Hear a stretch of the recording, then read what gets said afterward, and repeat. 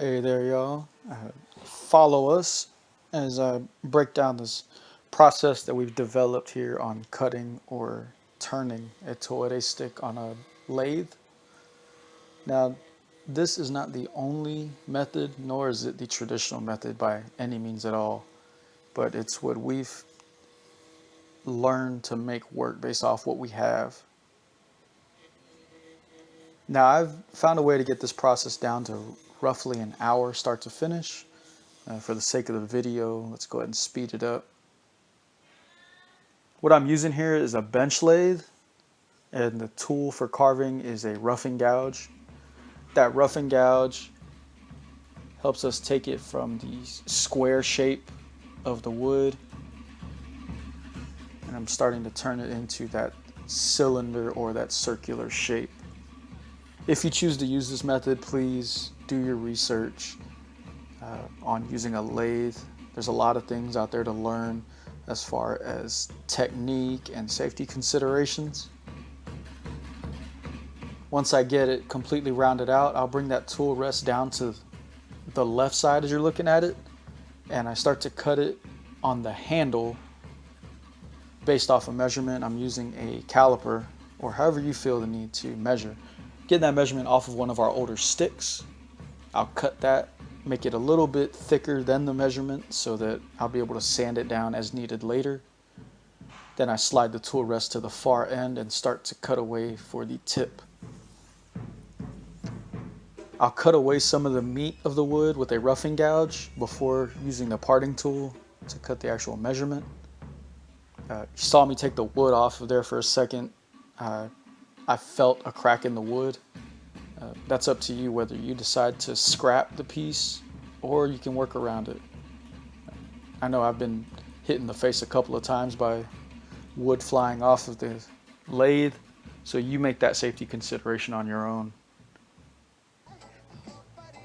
Here I'm going to sharpen the tool on a bench grinder. Thanks YouTube for some of the tips, such as using a permanent marker to write on the back of the gouge. That way it helps you make sure you have the consistent curve or the angle as you're pushing it against the grinder to sharpen it. It also lets you know what areas you haven't sharpened already. Sharp tools are a must when using a lathe. It even goes back to the safety that we talked about a second ago. You don't want dull tools. Not only is it going to prolong the process because you can't cut anything, but it also has more of a tendency to catch and then the wood flies off of the lathe. And speaking of safety, I know we're probably going to catch hell from the woodworking community and those wooden lathe fanatics because I'm not wearing a full face shield. However, I am wearing safety glasses and a mask. And the mask is to cover up, make sure I don't breathe in any of those harmful dust particles, especially when cutting any exotic woods. And then the safety glasses for obvious reasons. And many of the people that use lathes wear full face shields. They're highly recommended, but I don't. Sorry. I mean, if you're that bent out of shape about me not wearing a full face shield, I'm also wearing Zori. Now, you don't know what Zori are. Those are slippers or flip-flops, sandals. It's Florida. It's hot. I take a risk. I don't recommend you do, but I do. After I cut this roughing gouge down and sharpen it up, you're going to see me grab a skew. That's another carving tool.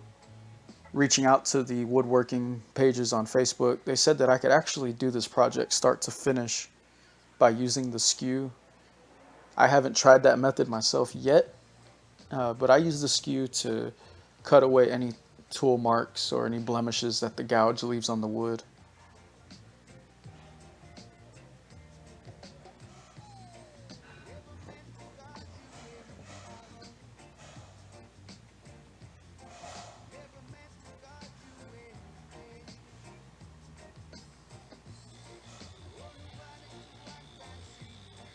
Yeah, those sparks get pretty hot too. And the vibration or the waviness that you see in the video while this is going, it's coming off of the grinder. It's shaking the table. You're not drunk, or you might be.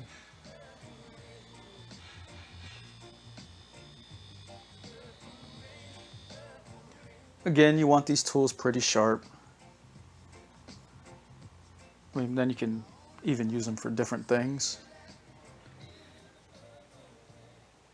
But yeah, anyway, let's go ahead and get back to cutting the stick.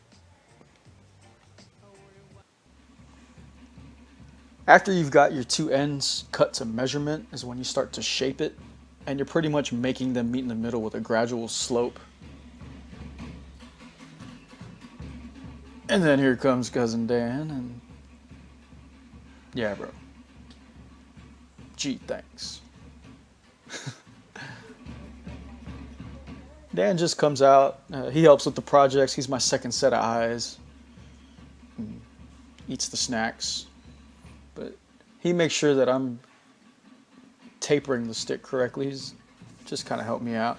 After a while staring at the stick turning, it all looks the same. Then he redeems himself by bringing me a fan. So nice.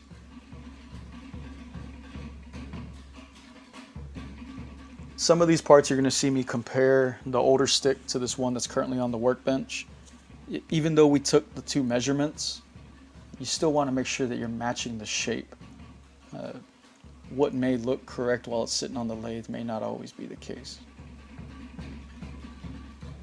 This part does take up the majority of the time throughout the whole process because you don't want to get it too thin in one spot. Then you also don't want to leave what we call pregnant spots, or it's just high areas of the stick.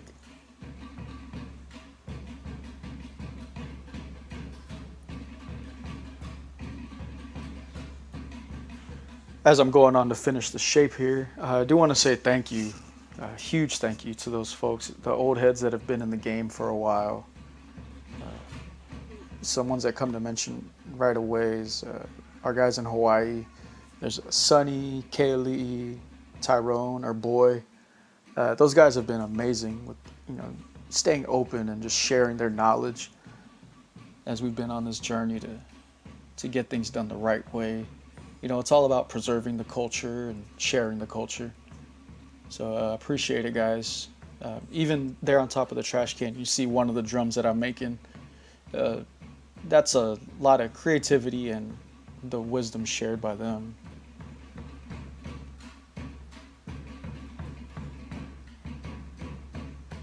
After I've got the stick fairly smooth, I feel like the shape is correct and done, I'll move that tool rest out of the way. And while it's spinning, I'll hit it with 80 grit sandpaper. That takes away a lot of the tool marks. And then once the sanding is done, you're going to see Dan with the palm sander to really finish it off.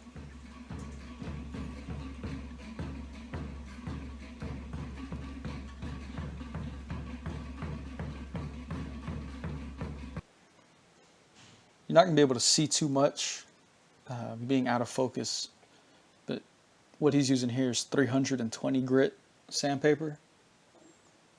And he's developed his own method as well of maintaining that round shape while he's using a flat sander. And we wanted to do this.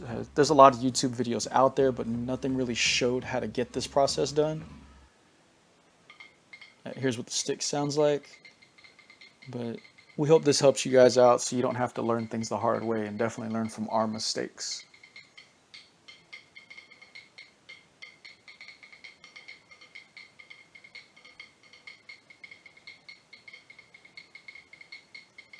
Appreciate you guys hanging out.